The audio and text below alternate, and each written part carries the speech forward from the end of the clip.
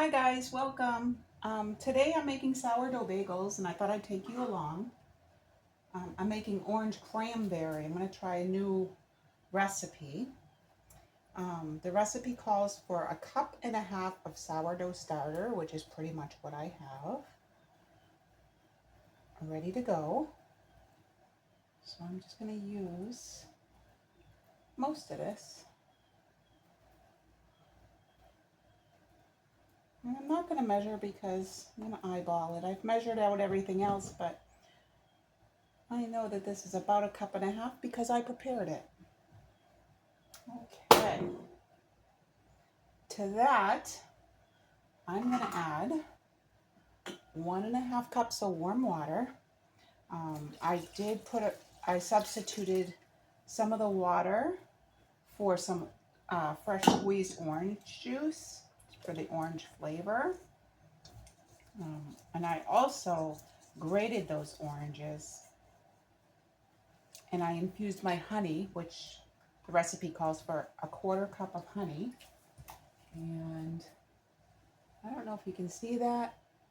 Let me see if I can get a better picture. I did put my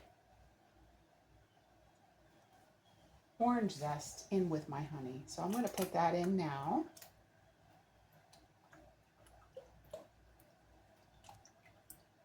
That's a 1/4 cup. And I used about 2 teaspoons of the orange zest. All right. And I'm going to put that in. Mix it up a little bit.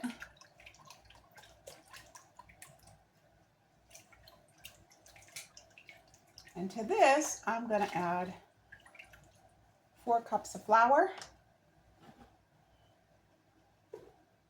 I know, you usually measure in grams. Well, this recipe came out in cups. It's similar to like if you want cinnamon raisin bagels, but I wanted to do something different, so I am doing orange cranberry. All right. Just gonna, on top of the flour, I'm gonna add my 2 teaspoons of salt. And then I'm gonna mix a little bit, and then I'm gonna swap it over to the bread mixer or my KitchenAid mixer. Because this is gonna be a very stiff dough. And I'm not up for that challenge today.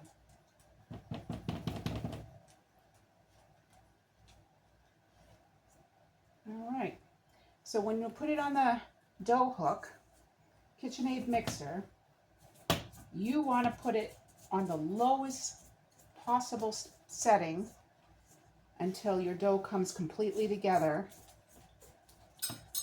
And then you want to switch it over to the second setting. So the first, number 1 would be the lowest setting, and then the second click would be the next setting. So 2 clicks for 7 to 9 minutes. Oh, I apologize. No, you don't want to do that. You want to get it till it comes together, and then you want to add, I have craisins here. I'm going to add about 3/4 cup to a cup of craisins. So I will be back when I have this in the mixer, put together for the first minute, and I'll add my craisins and I'll show you what it looks like. All right, guys, this dough is a little wet.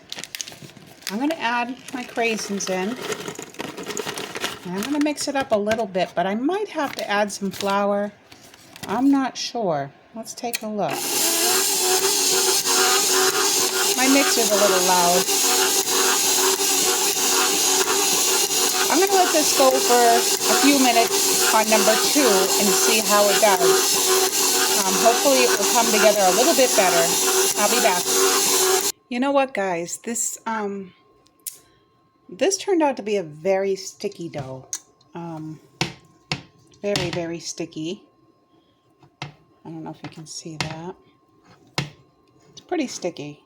I'm going to trust the process, and I'm going to let this sit overnight in plastic wrap. I'm going to shape it into a ball and cover it with plastic wrap and a damp towel. And in the morning, we'll see what we have and see if we can make bagels out of it. Okay, see you tomorrow. Good morning, everybody. You're looking at a floured surface because it's time to take the dough out of the mixing bowl that sat all night. And this is the orange cranberry dough. Look at that. Look at that. It's come up. It's probably tripled in size, and it smells so good. It looks pretty sticky. I'm going to have to do some work. That's why I floured my surface. Let me work on the dough, and I'll be back so when it's more pliable so I can show you how to shape. I'll be back. Okay, guys, I hope that's a better angle for you. I worked with the dough, got it less sticky, so I added some flour, and I kneaded it for a little bit. It's still a pretty sticky dough, though. So this is going to make 8 bagels, and we're going to cut it up. We're going to cut. You can always cut and weigh the dough if you want, but to me, they're homemade. They're going to look homemade at the end, so I just go ahead and eyeball it. So I have 2 pieces. Now I'm going to cut each of those pieces in half and make 4. See how sticky the dough is? Oh my goodness. Okay. All right. There we go. And then you want to take each of those pieces and you want to cut them in half to make 8.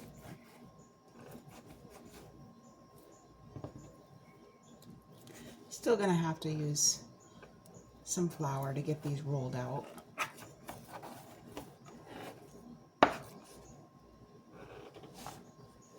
And some are going to be bigger than others. And that's okay, they'll all cook and bake up just fine.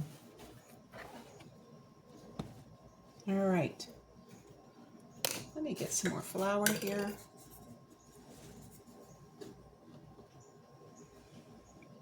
Put the flour there.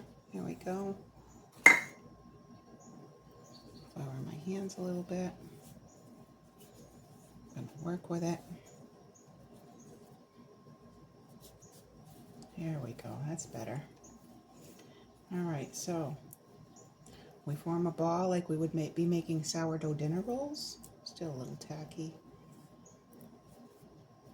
And we just fold it up and up and up and up until you have a dinner roll. Good sized dinner roll. Oh, I guess this is tacky. Hold on. There we go. And then you're going to make a disc.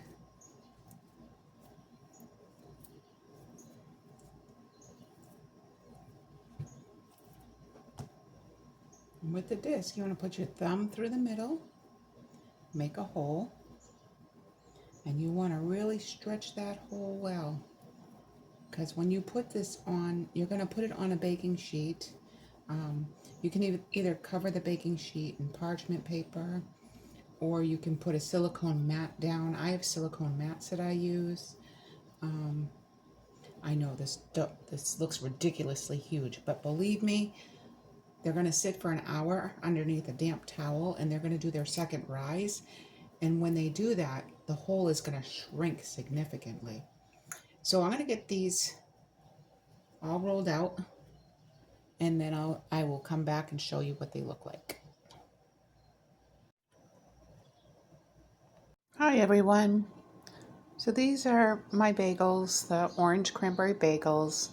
They've been sitting at room temperature. It's warm in my home right now. They've been sitting at room temperature for about an hour after shaping with a damp towel on top of them. And in the pot, I have my heavy bottom pot, my cast iron pot, which I also bake sourdough bread in. So it's a little stained. Sorry about that. I have honey and baking soda. I have 2 tablespoons of honey and 2 tablespoons of baking soda. And I'm bringing that up to a boil. And we're going to boil these beautiful looking bagels. 2 minutes, a minute and a half to 2 minutes per side. And as soon as the water comes up to boil, I will bring you back. Okay guys, the water is simmering. It's kind of hard to tell because the water is dark, but I did place 2 bagels in there and they're floating, which is proof. It's proof that they've proofed long enough. All right. In another minute, we are going to flip the bagels and then cook them on the other side. Okay guys, we're back. Time to flip the bagels. You're just going to gently coax them over, just like that. These turned out to be pretty big bagels. All right, and in 2 minutes, we will take them out. All right guys, we're back. It's been about 2 minutes. We're going to go ahead and take out the bagels. We want a slotted spoon to get all the water off of them. And then we're going to put it back on the cookie sheet. I put silicone. I don't know if I showed you, but I put a silicone mat down.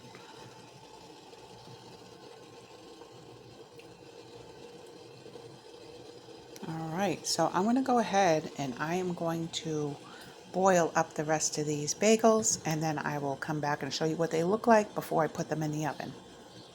Alright guys, welcome back. I've boiled all of these bagels in my pot for a minute and a half to 2 minutes per side, depending on what it looked like. They are pretty wrinkly. Hoping they'll smooth out in the oven, but if they don't, that's okay. They're still edible. I'm going to put it into a 425 degree oven for 20 to 25 minutes. I'll be back when they're done so you can take a look, and I'll let you know how long they were in for. Hi everybody. These are what my cranberry orange bagels look like.